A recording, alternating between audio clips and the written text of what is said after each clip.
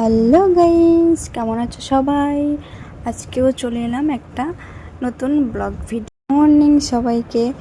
তো সকাল সকাল দেখো যা যা আমার কাজের রুটিন সব করছি। এদিকে কাঁথা ধোয়া, এদিকে মেলা, সব কিছুই করছি। সোনাও কিন্তু উঠে গেছে, সোনা ওর বাবার কোলে আছে। আর ওইদিকে হচ্ছে বাবা কি একটা কাজ করছিল, আর আমি এদিকে কাঁথা মিলছিলাম।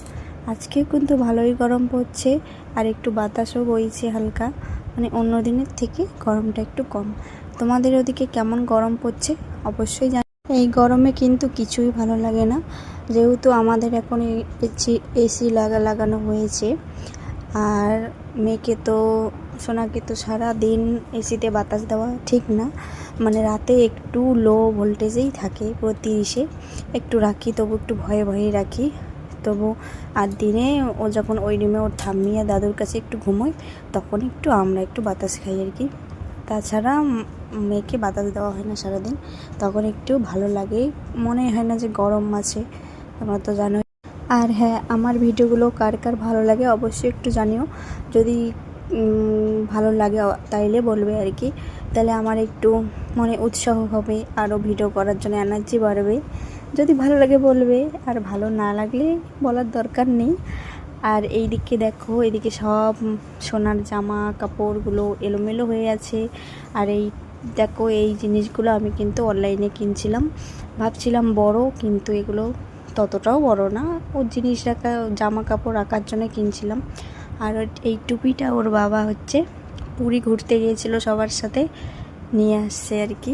খুব সুন্দর, কিন্তু ওর মাথায় তো এখন হবে না, কদিন পরে পরবে আর কি। এই দিকে হচ্ছে ওর 3 প্যাকেট ল্যাঙর কেনা হয়েছিল, 2 প্যাকেট ব্যবহার করি, মানে 20টার মতো। আর 30টা, মানে মোট 30টা, ওগুলো ব্যবহার করা হয় না, 1 প্যাকেট রয়েই গেছে, পরে করব আর কি, যখন লাগবে তখন করব। এইদিকে দেখো সোনার জিনিসপত্রগুলো গোছানো কমপ্লিট। আর এই খরগোশটা দেখতে পাচ্ছ, পুরো একদম অরিজিনাল লাগছে, মনে হয় সত্যিকারের খরগোশ, আসলে কিন্তু না, এটা কিন্তু নকল, কিন্তু খুব সুন্দর। কেমনভাবে চলে তোমাদেরকে দেখাইনি, পরের ভিডিওতে দেখাবো। খুব সুন্দর, মনে হয় সত্যিকারের খরগোশ আর কি। কিন্তু মাম্মাম যেহেতু এখনও ভালোভাবে মানে দেখতে পায় না, এমন ছোট আছে, কদিন পরে বুঝতে পারবে, দেখতে পারবে, তখন ওর ভাল লাগবে। এখন চালালে ও হয়তো ভয় টয় পায়, বা ততটা নজর এখনও হয়নি। আর এইদিকে দেখো আমার সকালের কাজ আর কি, বিছানা গোছানো, ঝাড়া সব কমপ্লিট। এইদিকে আসছি মাম্মামকে চান করানোর জন্য। চান করানোর পর কিন্তু আমি ওকে রেখে ওর বাবার কাছে দিয়ে বা ওর ঠাম্মির কাছে দিয়ে চান করতে চলে গেছিলাম।